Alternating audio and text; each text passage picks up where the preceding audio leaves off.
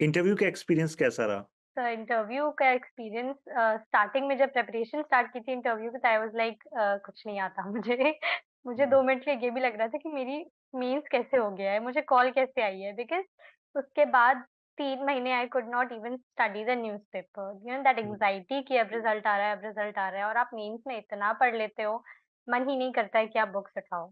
बहुत हुँ, मुश्किल से फिर मैंने अपने नवंबर एंड में पीएसआईआर पढ़ना स्टार्ट किया कि ठीक है, अगर कुछ नहीं तो ऑप्शनल पे हो सकता है थोड़ा काम करना पड़ जाए। हुँ, तो उसके बाद फिर मैंने I think 19th of December को शेड्यूल आया था, तो आई गॉट टू नो कि मेरा 15th जनवरी को इंटरव्यू है।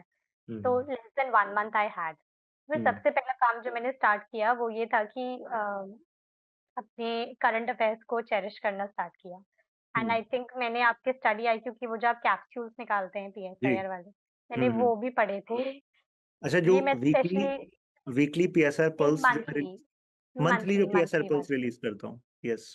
बिकॉज़ मेरे फर्स्ट मॉक के बाद मुझे ये रियलाइज़ हुआ कि काफ़ी सारी चीज़ें हैं जो पीएसआईआर की छूट चुकी है मेरे से इन 3 महीने में। हुँ, एंड हुँ, जी20 की नीड और काफ़ी इम्पोर्टेंट हैपनिंग्स थी जो हो चुकी थी। हुँ, तो हुँ, फिर वहाँ से मैंने वो चीज़ें की क्योंकि न्यूज़पेपर फिर से रिविज़िट करना 3 महीने का वो बहुत बल्की था उतने कम टाइम पे। हुँ, फिर हुँ, 1-2 क्वेश्चनेयर्स उठाए किसी-किसी कोचिंग के। तो मेरा प्रिपरेशन वाला एक्सपीरियंस तो ऐसे था कि बिल्कुल भी कॉन्फिडेंट नहीं थी मैं और मेरे हुँ, चेहरे पे नर्वसनेस इतनी ज़्यादा दिखती थी कि हर मॉक में मुझे कांस्टेंट रिमाइंडर मिलता था कि डोंट गेट सो मच इतना टेंशन मत लो, आपके चेहरे पे नर्वसनेस दिख रही है, you are not able to maybe articulate things because of your tension. तो ये सारी चीज़ें थी। But I think on 15th January सुबह की शुरुआत तो बहुत बहुत ही अजीब-सी होती है। मतलब गले से कुछ भी उतरा नहीं उस दिन मेरे। उसके बाद फिर जब वहाँ गए, आई थिंक वहाँ पे जो हमारा सर्कल था, मेरा सुमन शर्मा मैम का बोर्ड था। तो हमारे सर्कल में आई थिंक हम 4 लड़कियाँ थीं एंड देयर वर 2 बॉयज़। तो हम 4 गर्ल्स का एक कन्वर्सेशन बिल्डअप हो गई थी, जिसमें से एक मैम थी जिनका आई थिंक ये 3rd या 4th इंटरव्यू था। तो उन मैम ने भी ये चीज़ बताई कि it's not at all important to they are not checking your knowledge, just remain calm, be confident. हुँ, तो ये सारी चीज़ें थी जो वहीं पे थोड़ी-सी सॉर्ट आउट हो गई थी। Exactly.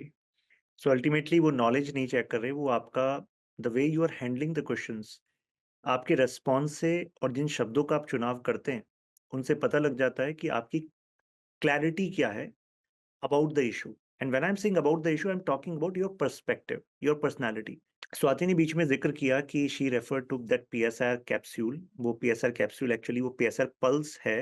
So that is like monthly magazine that I release for PSR option students. तो वो जो स्टूडेंट्स बैच में भी नहीं है वो भी अगर केवल गूगल करेंगे तो उनको वेबसाइट से मिल जाती है, वो डाउनलोड करके रेफर कर सकते हैं।